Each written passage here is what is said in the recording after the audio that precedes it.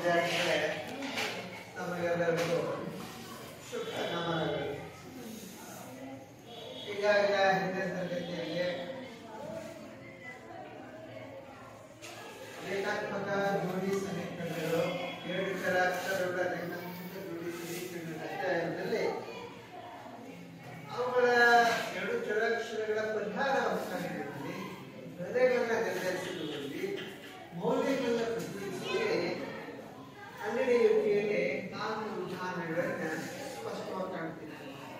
ಅದರಲ್ಲಿ ಆದೇಶ ವಿಧಾನ, ಒದಗಿಸುವ ವಿಧಾನ, ಹೊರೆ ಗುಣಾಕಾರದ ವಿಧಾನ ಮತ್ತು ನಕ್ಷ. ಈ 4 ವಿಧಾನಗಳಿಂದ ಸಹಿತ ಕಲಿಯುವಂತ ಸಾಮರ್ಥ್ಯವನ್ನು ಬೆಳೆಸಿದೆ. ಈ ಹಿನ್ನೆಲೆಯಲ್ಲಿ ವಿದ್ಯಾರ್ಥಿಗಳೇ, ಹಾಗೆಲ್ಲ ಸಹಿತ ವರ್ಷ ಪ್ರತಿ ಏಕಮುಖ ರೂಪದಲ್ಲಿ ಅಧ್ಯಾಪಕರು ಹೇಳುವಂತ ಮಾಹಿತಿಯನ್ನ ಸ್ವೀಕಾರ ಮಾಡುವಂತ ಏಕಮುಖ ವಿದ್ಯಾರ್ಥಿಗಳ ಮಾತ್ರ ಬೋಧಕ. ಅದನ್ನ ಹೊರತುಪಡಿಸಿ ಈ ವರ್ಷ ಸಾರ್ವಜನಿಕ ಶಿಕ್ಷಣ ಇಲಾಖೆ ಶಿಕ್ಷಣ ಮತ್ತು ಶ್ರೀ ಸಂಸ್ಥೆ ಆದೇಶದ ಕಲಿಕೆಯಲ್ಲಿ ಪರಿವರ್ತನೆಗೊಳಿಸುವ ನಿಟ್ಟಿನಲ್ಲಿ ಪುಷ್ಟಿ ನೀಡುವ ಸಾಲಿನಲ್ಲಿ ವಿದ್ಯಾರ್ಥಿಗಳು ತಾವು ಕಲಿತಿರುವಂತಹ ಸಾಮರ್ಥ್ಯವನ್ನು ಬೆಳೆಯಲಿ. ಸ್ವತಃ ಅವರ ಅಭಿನಯ, ನಾಟಕ, ರೂಪಕ, ಗೀತೆ, ಗಾಯನ ಮುಂತಾದ ಚಟುವಟಿಕೆಗಳ ಮೂಲಕ ಕಲಿಕೆಯಲ್ಲಿ ಉನ್ನತವನ್ನು ಪಡೆಯುವಂತೆ ಸಾಕಬೇಕು ಅನ್ನೋದು ಶ್ರೀ ಸಂಸ್ಥೆಯ ಆಶಯ. ಆ ನಿಟ್ಟಿನಲ್ಲಿ ಇವತ್ತು ದಿವಸ ವಿದ್ಯಾರ್ಥಿ ಸಿದ್ದೇಶ್ವರ ಮತ್ತು ಹರ್ಷ, ಹಾಗೆಯೇ ನಾಗರಾಜ ಮತ್ತಿತರರೆಲ್ಲರೂ ಕೂಡ ಹಲವಾರು ಮೌಲ್ಯಗಳನ್ನ ಮಾಡಬೇಕು ಅಂದುಕೊಂಡಿದ್ದಾರೆ. 4 ವಿಧಾನಗಳಲ್ಲಿ ಒಂದೊಂದು ವಿಧಾನಕ್ಕೆ ಒಬ್ಬೊಬ್ಬರಂತೆ 4 ವಿಧಾನಗಳ ಪರಿಹಾರವನ್ನ ನಡೆಯಲಿದೆ. ಸೊ ಆ ನಿಟ್ಟಿನಲ್ಲಿ ಇವತ್ತಿನ ದಿವಸ ಸಿದ್ದೇಶ್ವರ ನಕ್ಷಾ ವಿಧಾನದ ಮೂಲಕ ಜೋಡಿ ರೇಖಾತ್ಮಕ ಸಮೀಕರಣಗಳ ಪರಿಹಾರವನ್ನು ಕಂಡುಹಿಡಿಯುವ, ಅವುಗಳ ಪ್ರತಿನಿಧಿಸುವ ಸ್ವಭಾವವನ್ನು ನಿರ್ಧರಿಸುವ ವಿಧಾನವನ್ನು ತಮ್ಮೊಟ್ಟಿಗೆ ಹಂಚಿಕೊಳ್ಳಲಿದ್ದಾರೆ. ಆ ದಿಶೆಯಲ್ಲಿ ವಿದ್ಯಾರ್ಥಿ ಸಿದ್ದೇಶ್ಗೆ ನಾವು ಸ್ವಾಗತ ಮಾಡ್ತೇವೆ. ಜೊತೆಗೆ ತರಗತಿಯ ವೇದಿಕೆ ಅವನೆಯನ್ನ ಅವನಿಗೆ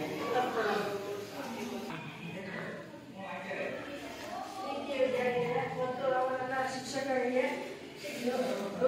ನಮಸ್ಕರಿಸುತ್ತಾ, ಇಂದಿನ ತರಗತಿಯಲ್ಲಿ ಶಿಕ್ಷಕರು ಹೇಳಿದ್ದಾರೆ, ಗಣಿತ ಪುಸ್ತಕ 2ನೇ ಅಧ್ಯಾಯವಾದ ಜೋಡಿ ಸಮೀಕರಣ ಅಧ್ಯಾಯದಲ್ಲಿ ನಾವು ಇಂದಿನ ತರಗತಿ ಶಿಕ್ಷಕರು ಹಾಗೆ ಇಂದಿನ ತರಗತಿಯಲ್ಲಿ ನಾವು ನಕ್ಷಾ ವಿಧ, ಆದರ್ಶ ವಿಧ ಮತ್ತು ವರ್ಗೀಕರಿಸುವ ವಿಧ ಮತ್ತು ವರ್ಗೀಯ ಸಮೀಕರಣ ಇನ್ನಿತರ ವಿಧಗಳಲ್ಲಿ ನಾವು ಇಂದು ನಕ್ಷಾ ವಿಧಾನ ರಚಿಸುವುದನ್ನು ನಾವು ತೋರಿಸಿಕೊಡುತ್ತೇವೆ. ನಕ್ಷಾ ವಿಧಾನದಲ್ಲಿ ಆದರ್ಶ ರೂಪ ಯಾವುದು?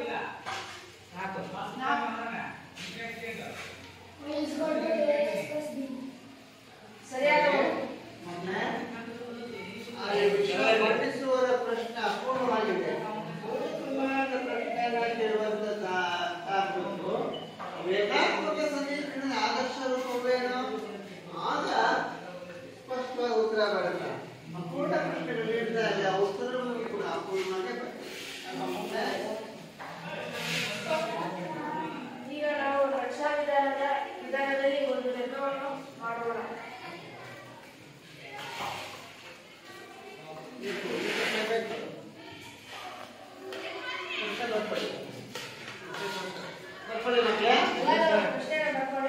y is equal to 2x minus 2 ಮತ್ತು y is equal to 4x minus 4 4x minus 4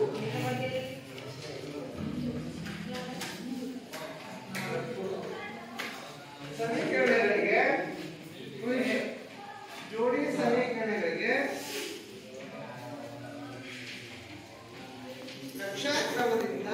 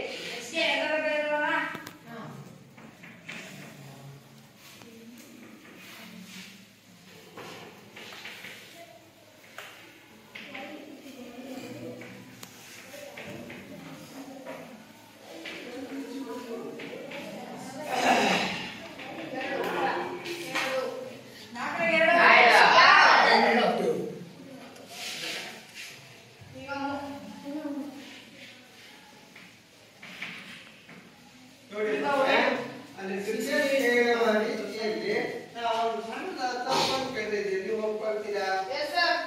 ಏನು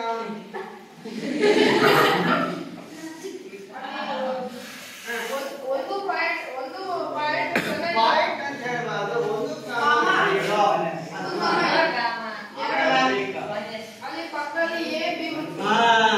ಯಾವ ಕೋಡ್ ನಿರ್ದೇಶಾಂಕ ಬಿಂದುಗಳು ಗುರುತಿಸ್ತೀರೋ ಆ ನಿರ್ದೇಶಾಂಕ ಬಿಂದುಗಳಿಗೆ ಚರಾಕ್ಷರಗಳು ಅಥವಾ ಇಂಗ್ಲಿಷ್ ಅಕ್ಷರಗಳನ್ನು ನಮೂದಿಸಬೇಕು.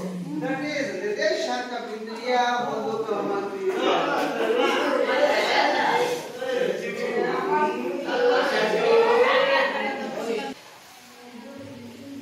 ನೀವು ಲೆಕ್ಕಾಚಾರವನ್ನ ಸ್ಪಷ್ಟವಾಗಿ ನಿರ್ಧರಿಸಿದಾಗ ನಿಮಗೆ ಆಲೇಖ ರಚನೆ ಮಾಡಲಿಕ್ಕೆ ತುಂಬಾ ಸರಳ ಆಗ್ತದೆ.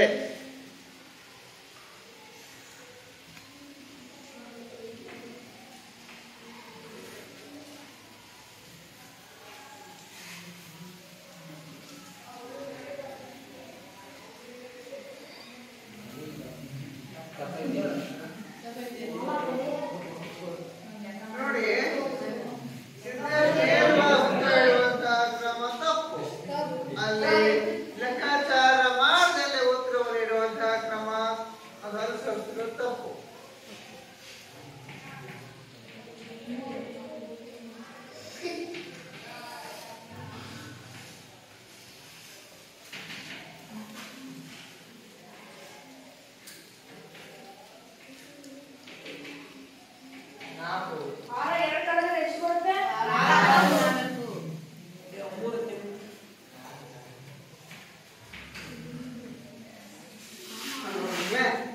ಈಗ ಮೊದಲನೇ ಸಮೀಕರಣಕ್ಕೆ ನೀವೊಂದು ಸಹಿತ ಏನ್ ಮಾಡಿದೆ?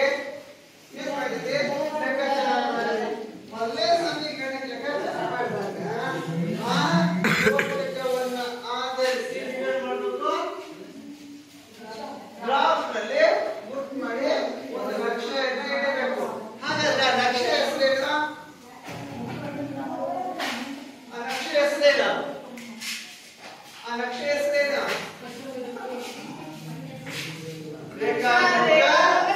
ನಕ್ಷೆ ಅಂತ ರೇಖಾತ್ಮಕ ನಕ್ಷೆಯನ್ನು ನೀವು ಗ್ರಾಫ್ ಚಾರ್ಟ್ ನಲ್ಲಿ ಗುರ್ತು ಮಾಡಿ.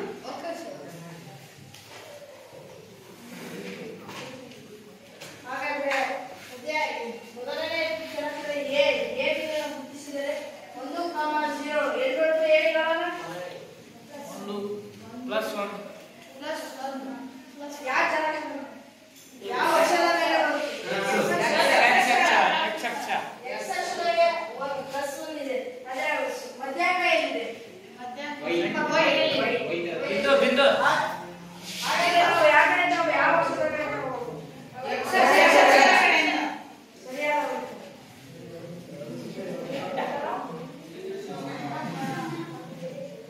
ಮಕ್ಕಳೇ, ಒಂದಿದೆ ನನ್ನ ಪ್ರಶ್ನೆ. ಬೋಧಕರಿಗೆ ಕೇಳ್ತಿದ್ದೀವಿ, ನಿರ್ದೇಶಾಂಕ ಬಿಂದು ಎಕ್ಸ್ ಅಕ್ಷದಲ್ಲಿ ಒಂದಿದೆ, ಅದರ ವೈ ನಿರ್ದೇಶಾಂಕ ಬಿಂದು ಯಾವುದು? ಹೇಗೆ ಗುರುತಿಸಬೇಕು? ಎಕ್ಸ್ ಅಕ್ಷದಲ್ಲಿ ಯಾವ್ದನ್ನ ಗುರುತಿಸಬೇಕು? ಒಂದರ ನಿರ್ದೇಶಾಂಕ ಬಿಂದುಗಳನ್ನು ಗುರುತಿಸಿದಾಗ ಆ ಎರಡು ನಿರ್ದೇಶಾಂಕ ಬಿಂದುಗಳು ಒಂದರ ಮತ್ತೊಂದರಲ್ಲಿ ಐಕ್ಯವಾಗಿವೆ, ವಿಲೀನವಾಗಿವೆ ಅಂತ ಕೂಡ ಹೇಳ್ತೇವೆ. ಹಾಗಾದ್ರೆ ಎರಡನೇ ಬಿ ಸಮೀಕರಣವನ್ನು ನೋಡೋಣ. 2 + 2 ಏನು ಬರುತ್ತೆ ಹೇಳೋಣ? ಎಕ್ಸ್ ಅಕ್ಷದಲ್ಲಿ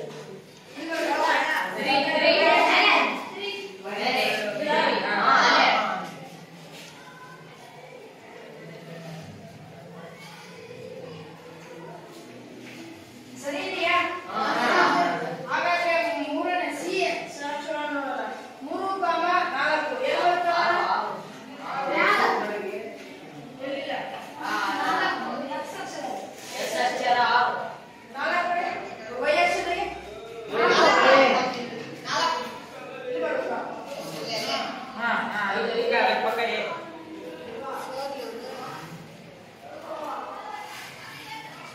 ಸರಿ ಇದೆಯಾ? ಹಾಗಾದ್ರೆ ಇದನ್ನ ಕೂಡ್ಸೋಣ. 3 ಇದನ್ನ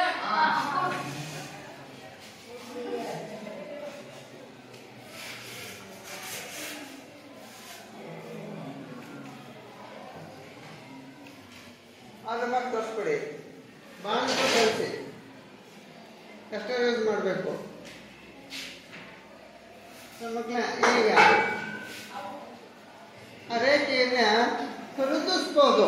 ನಿರ್ದಿಷ್ಟ ಅಳತೆ ಇಲ್ಲ. ಎಲ್ಲಿ ಛೇದಕ ರೇಖೆ ಸಿಗುತ್ತೋ ಅಲ್ಲಿವರೆಗೂ ಕೂಡ ನೀವು ಎರಡು ರೇಖೆಗಳನ್ನು ವೃದ್ಧಿಸ್ಬೋದು. ಅದರಲ್ಲಿ ಮಧ್ಯಂತಕ್ಕಂಥದ್ದು ಛೇದಿಸುವ ರೇಖೆ, ನೈಜಗೊಳ್ಳುವ ರೇಖೆ, ಸಮಾಂತರಗೊಳ್ಳುವ ರೇಖೆ. ಮೂರು ರೇಖೆಗಳಲ್ಲಿ ಒಂದು ವಿಧ ಬರುತ್ತೆ. ಆ ರೇಖೆಗಳನ್ನ ರಚನೆಯ ಮೂಲಕ ಆಲೇಖಗಳಿಗೆ ಗುರುತಿಸುವುದೇ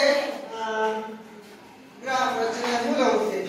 ಆನಂತರ ಬೀಜಗಣಿತವಾಗಿ ಅದರ ಸ್ವಭಾವವನ್ನು ನಿರ್ಧರಿಸುತ್ತಾರೆ.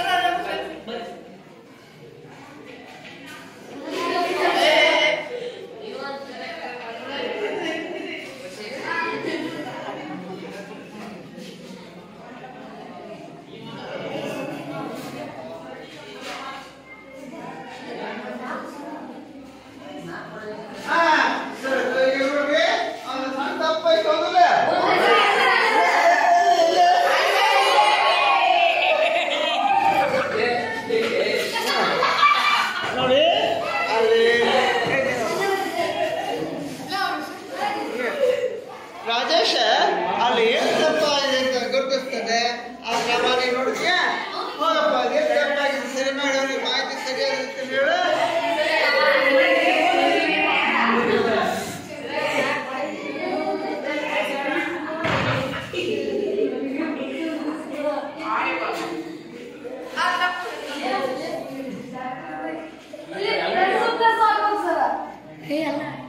ಅಲ್ಲಪ್ಪ ಪ್ಲಸ್ ಪ್ಲಸ್ ಆಗೋಗಿಲ್ಲ.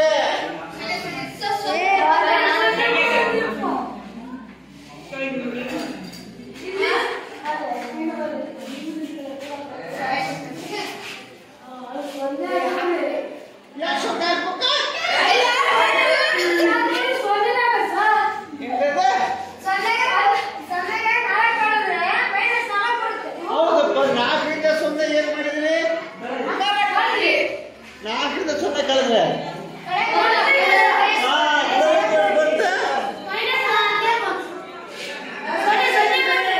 ಗುಣಲಬ್ಧ ಅಲ್ವಾ? ಹೌದು ಹೌದು. 0ಯಿಂದ 4 ಕೊಡ್ತೀವಿ, ಎಷ್ಟು ಬರ್ತಂದ್ರೆ ಕೊನೆನೇ ಬರ್ತದೆ ಅಲ್ವಾ? ಆಗ ಅದು ನಿರ್ದೇಶಾಂಕ ಬಿಂದು ಎಷ್ಟಾಗತ್ತೆ? ನಿರ್ದೇಶಾಂಕ ಬಿಂದು ಎಷ್ಟಾಯ್ತು? x 0 ಕೊಟ್ಟಾಗ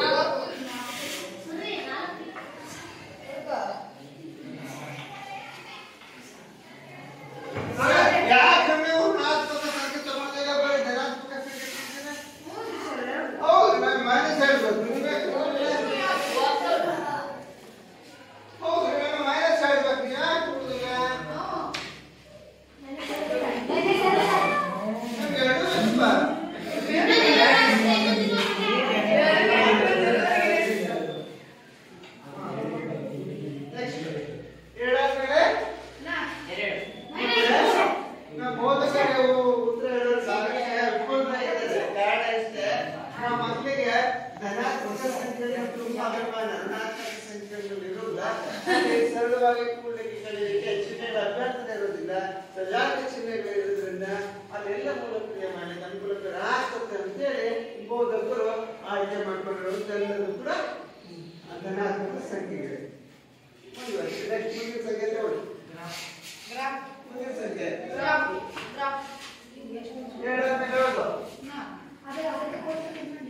ಧನ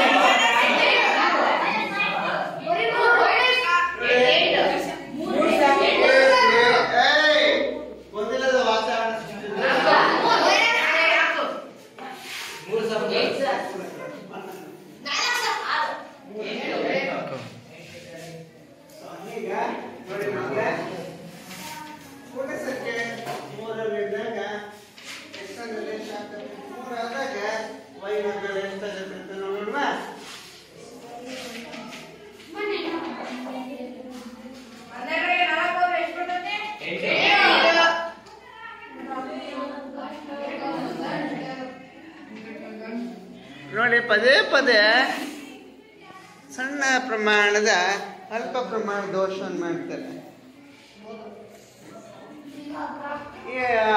ಅಲ್ಲಿ ಕಂಡಿರ್ತಕ್ಕಂಥ ಎಲ್ಲ ಮೌಲ್ಯಗಳನ್ನ ನಕಾಶ ಮೇಲೆ ಗುರುತಿಸಿ.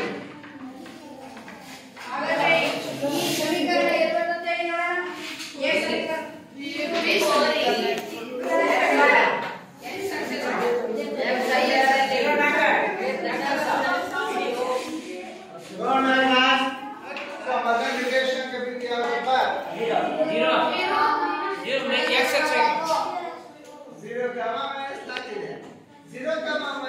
ಅಂತ ಹೇಳಿದಾಗ 0 ಹೇಗಿದೆ? ಮಧ್ಯ ಬಿಂದು.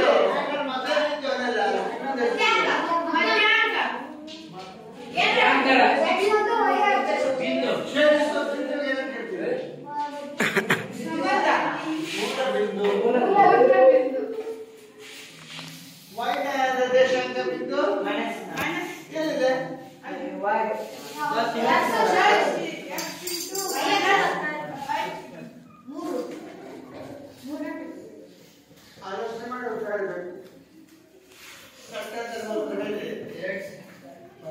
ಅಲ್ಲಿ ನಿರ್ದೇಶಾಂಕ ಬಿಂದು ಮೈನಸ್ 4 ಏನು ಬರುತ್ತೆ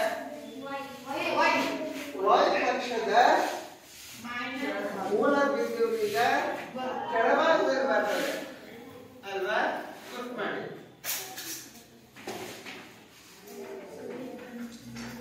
ಆನಂತರ ನಮ್ಮ ಬೋಧಕರು ಕೇಳ್ತಿದ್ವಿ ನೀವು ಎರಡು ಸಮೀಕರಣ ನಿರ್ದೇಶಾಂಕ ಬಿಂದುಗಳು ಎ ಇ ಅಂತ ಕೊಟ್ಟರೆ ವ್ಯತ್ಯಾಸ ಹೇಗೆ ಗೊತ್ತಿದೆ ಅದು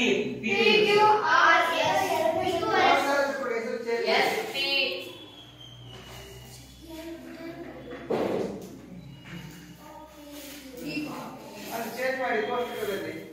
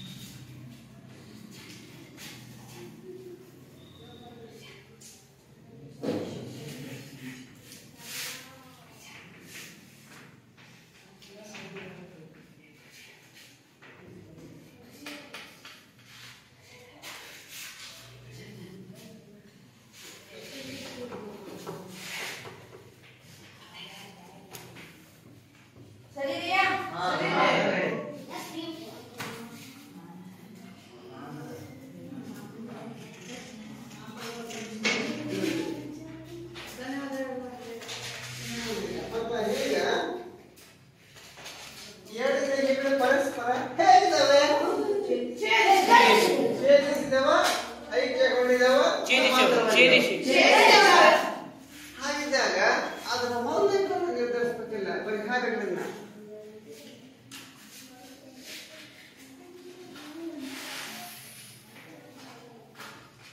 ನೋಡಿ ಸಿದ್ದೇಶ್ ಮೊದಲು ನೀವು ಗುರುತಿಸಬೇಕಾಗಿರೋದು ಎಕ್ಸ್ ಮತ್ತು ವೈ ಬಿಂದುಗಳು ಆನಂತರ ನೀವು ಗುರುತಿಸೋದು ಅದರ ಎರಡು ನಿರ್ದೇಶಾಂಕ ಬಿಂದುಗಳನ್ನು ಆಧರಿಸಿ ಅಣಿತ ಯುಗ್ಮಗಳನ್ನ ಗುರುತಿಸ್ತೀರಾ ಫಸ್ಟ್ ರಿಮೂವ್ ಮಾಡಿ ಅದನ್ನ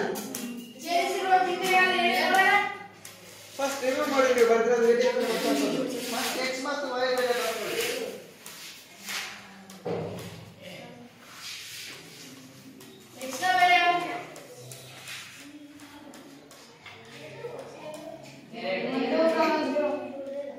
ಎಕ್ಸ್ ನ ಬೆಲೆ 1,0 ಬರಲ್ಲ ಆಲೋಚನೆ ಮಾಡಿ ಉತ್ತರ ಹೇಳಬೇಕು ಸಟ್ಟನಂತ ಉತ್ತರ ತಪ್ಪು ಹೇಳಬಾರ್ದು ನೋಡಿ ಎರಡು ರೇಖೆಗಳ ಪರಸ್ಪರ ಛೇದಿಸಿರುವ ಶುಲ್ಕ ಬಿಂದು ಯಾವುದು ಯಾವ ಅಕ್ಷದಲ್ಲಿ ಛೇದಿಸಿದೆ ಯಾವ ನಿರ್ದೇಶಾಂಕ ಬಿಂದುವನ್ನು ಛೇದಿಸಿದೆ ಅದು ಅಕ್ಷ ಎಕ್ಸ್ ಅಕ್ಷ ಅಂತ ಎಕ್ಸ್ ನ ಬಿಂದು ಎಷ್ಟಾಗುತ್ತೆ ಈಗ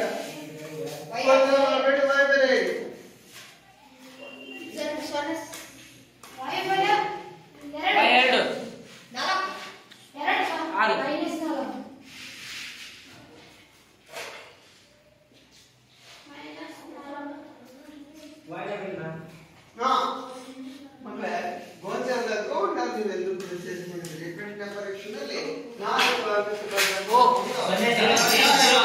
ಪ್ರಶ್ನೆ ಅಲ್ಲಿ ರಾಜೇಶ್ ಹೇಳಿದ ಪ್ರಶ್ನೆ ಉತ್ತರ 0 ಸರಿ ಆಗುತ್ತೆ ಯಾಕೆ ಯಾಕೆ ನೋಡಿ ಛೇದಿಸಿರುವ ನಿರ್ದೇಶಾಂಕ ಬಿಂದು ಆದಾಗ ಅದೇ ಮತ್ತೊಂದು ರೇಖೆ ಛೇದಿಸಿದಾಗ 0 ಛೇದಿಸಿದಾಗ ಅಲ್ಲೇ ಆಯ್ಕೆ ಮಾಡಿ ಇಲ್ಲಿ ಮಾರ್ಕ್ ಮಾಡಿ ಎಲ್ಲ 1, 0 ಈಗ ಅದರ ನಿರ್ದೇಶಾಂಕ ಬಿಂದು ಬರೆಯಪ್ಪ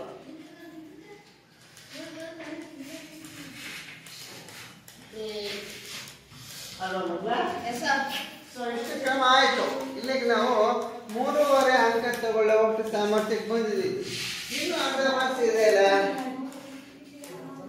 ಇನ್ನು ಅರ್ಧ ಮಾರ್ಕ್ಸ್ ಎಷ್ಟು ಏನ್ ಬರೀಬೇಕು ಅದರ ಬೀಜಗಣಿತೀಯ ರೂಪದ ಸ್ವಭಾವವನ್ನ ಬರಿಬೇಕು ಆ ಸ್ವಭಾವ ಏನಿರ್ತದೆ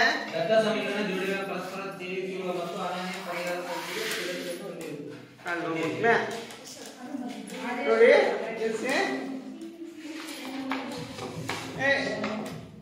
ಇದು ಸ್ವಭಾವವನ್ನು ನಿರ್ವಹಿಸಬೇಕಾದ್ರೆ ದತ್ತ ಜೋಡಿ ಸಮೀಕರಣಗಳ ರೇಖೆಗಳು ಪರಸ್ಪರ ಮತ್ತು ಪರಿಹಾರದೊಂದಿಗೆ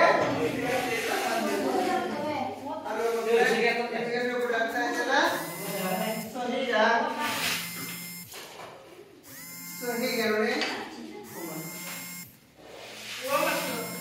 ಈಗ ನಾವು ಇಷ್ಟು ಲೆಕ್ಕ ಮಾಡಿದ್ವಲ್ಲ ಹೀಗೆ ಗೃಹ ಕೆಲಸವನ್ನು ಹಾಗಾದ್ರೆ ನಾವು ಈ ಲೆಕ್ಕ ಮಾಡಿದ್ವಲ್ಲ ಎಲ್ಲರೂ ಅರ್ಥ ಆಯ್ತಾ ಅರ್ಥ ಆದ್ಮೇಲೆ ಮತ್ತೆ ಮನೆ ಕೆಲಸಕ್ಕೋಸ್ಕರ ಒಂದು ಲೆಕ್ಕ ಕೊಡ್ತೀನಿ ಮಾಡ್ಕೆ ಬರ್ತೀರಾ y is equal to 3x minus 3 ಮತ್ತು y is equal to 3x minus 5 ಈ ಜೋಡಿ ಸಮೀಕರಣಗಳನ್ನು ದತ್ತ ವಿಷಯ ಸ್ವಭಾವವನ್ನು ನಿರ್ಧರಿಸಿ